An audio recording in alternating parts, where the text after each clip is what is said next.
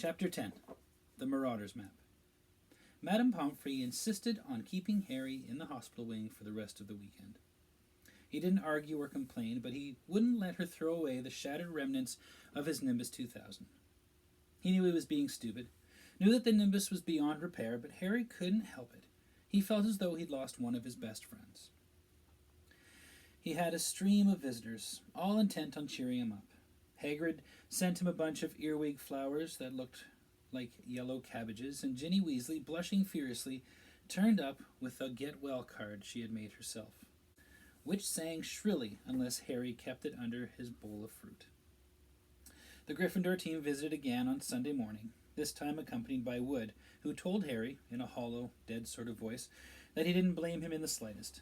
Ron and Hermione left Harry's bedside only at night, but nothing anyone said or did could make Harry feel any better, because they knew only half of what was troubling him. He hadn't told anyone about the Grim, not even Ron and Hermione, because he knew Ron would panic and Hermione would scoff. The fact remained, however, that it had now appeared twice, and both appearances had been followed by near-fatal accidents. The first time, he had nearly been run over by the night bus. The second, fallen 50 feet from his broomstick. Was the Grim going to haunt him until he actually died?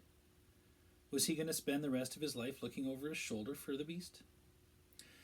And then there were the Dementors. Harry felt sick and humiliated every time he thought of them.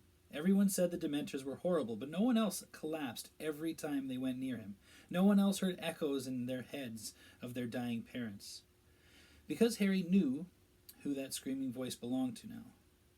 He had heard her words, heard them over and over again during the night hours in the hospital wing while he lay awake, staring at the strips of moonlight on the ceiling.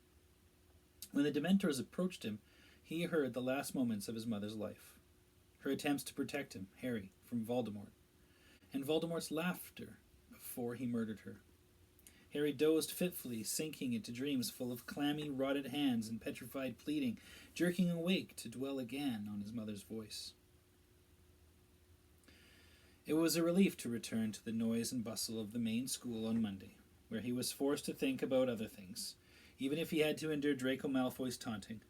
Malfoy was almost beside himself with glee at Gryffindor's defeat. He had finally taken off his bandages and celebrated having the full use of both arms again by doing spirited imitations of Harry falling off his broom. Malfoy spent most of their next potions class doing Dementor imitations across the dungeon. Ron finally cracked and flung a large slippery crocodile heart at Malfoy, which hit him in the face and caused Snape to take 50 points from Gryffindor. If Snape's teaching defense against the dark arts again, I'm skiving off, said Ron, as they headed towards Lupin's classroom after lunch. Check who's in there, Hermione. Hermione peered into the classroom. It's okay. Professor Lupin was back at work. It certainly looked as though he had been ill. His robes were hanging more loosely on him, and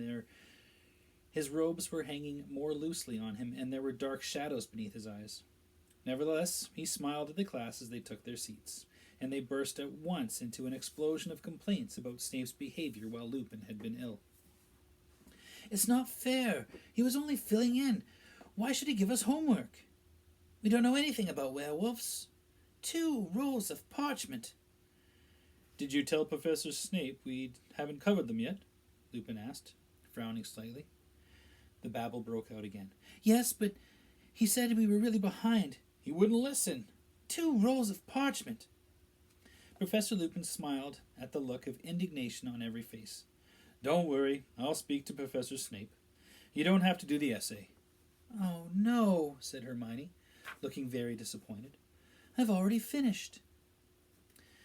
They had a very enjoyable lesson. Professor Lupin had brought along a glass box containing a hinky-punk, a little one-legged creature who looked as though he were made of wisps of smoke, rather frail and harmless-looking. Lures travelers into bogs, said Professor Lupin, as they took notes. You notice the lantern dangling from his head? Hops ahead. People follow the light and then... The hinky-punk made a horrible squelching noise against the glass. When the bell rang, everyone gathered up their things and headed for the door, Harry among them. But, wait a moment, Harry, Lupin called. I'd like a word. Harry doubled back and watched Professor Lupin covering the hinky-punk's box with a cloth. I heard about your match, said Lupin, turning back to his desk and starting to pile books into his briefcase. "And I'm sorry about your broomstick. Is there any chance of fixing it?" "No," Harry said. "The tree smashed it to bits." Lupin sighed. "They planted the Whomping Willow the same year that I arrived at Hogwarts. People used to play a game trying to get near enough to touch the trunk. In the end, a boy called Davy Grungeon nearly lost an eye, and we were forbidden going near it. No broomstick would have had a chance." "Did you hear about the Dementors, too?" Harry said with difficulty. Lupin looked at him quickly. "Yes, I did. I don't think any of us have seen Professor Dumbledore that angry. They have been growing restless for some time, furious at his refusal to let him inside the grounds.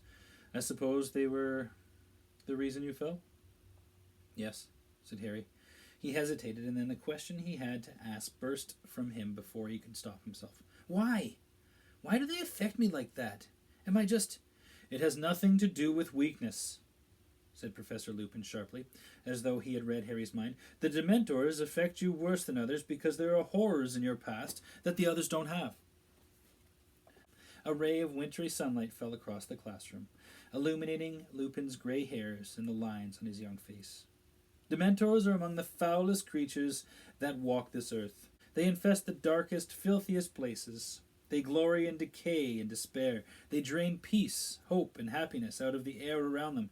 Even Muggles feel their presence, though they can't see them.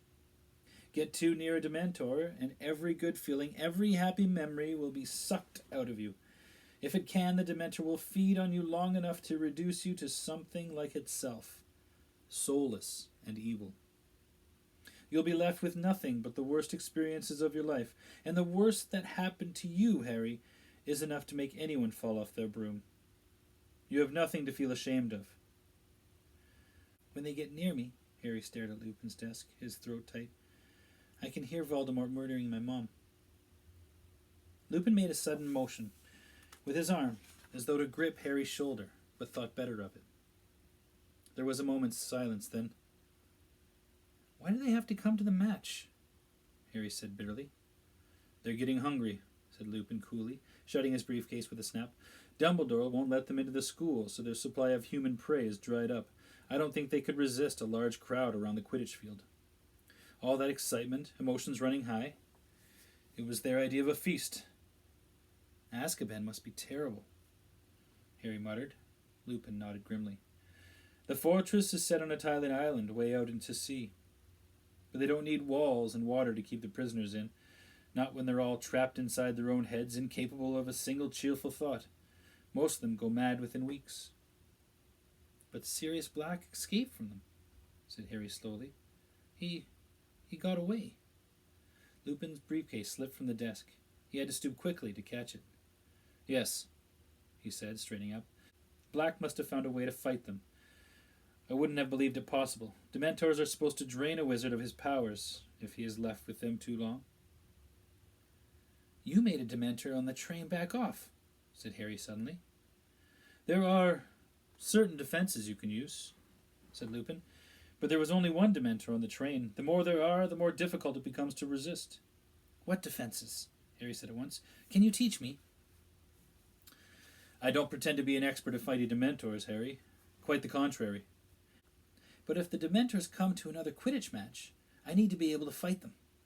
Lupin looked into Harry's determined face, hesitated, and then said, "Well, all right. I'll try to help. But I'll have to wait until next term, I'm afraid. I have a lot to do before the holidays. I chose a very inconvenient time to fall ill." What with the promise of anti-Dementor lessons from Lupin, the thought that he might never have to hear his mother's death again, and the fact that Ravenclaw had flattened Hufflepuff in their Quidditch match at the end of November, Harry's mood took a definite upturn. Gryffindor were not out of the running after all.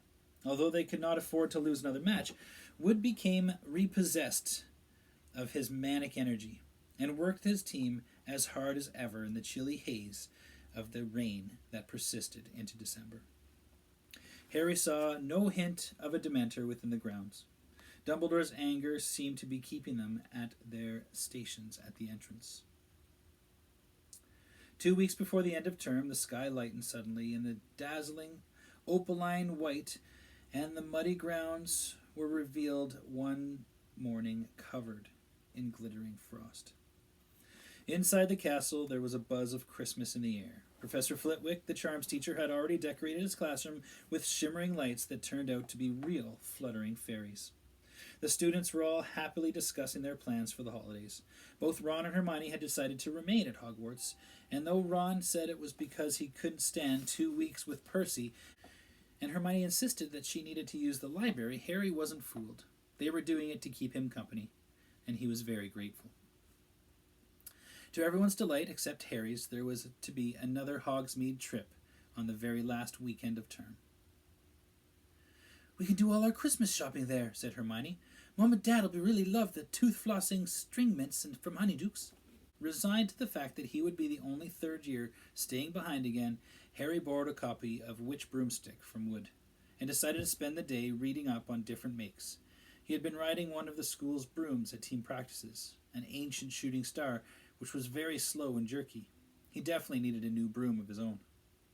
On the Saturday morning of the Hogsmeade trip, Harry bid goodbye to Ron and Hermione, who were wrapped in cloaks and scarves, then turned up the marble staircase alone and headed back to Gryffindor Tower. Snow had started to fall outside the windows, and the castle was very still and quiet. "Psst, Harry!" He turned halfway along the third-floor corridor to see Fred and George peering out at him from behind a statue of a humpbacked, one-eyed witch. "What are you doing?" Harry said curiously. "How come you're not going to Hogsmeade?" "We've come to give you a bit of festive cheer before we go," said Fred, with a mysterious wink. "Come here." He nodded towards an empty classroom to the left of the one-eyed statue. Harry followed Fred and George inside. George closed the door quietly and then turned, beaming, to look at Harry. "Early Christmas present for you," he said. Fred pulled something from inside his cloak with a flourish and laid it on one of the desks. It was a large, square, very worn piece of parchment with nothing written on it. Harry suspected one of Fred and George's jokes. Stared at it. "What's this supposed to be?" "This, Harry, is the secret of our success," said George, patting the parchment fondly.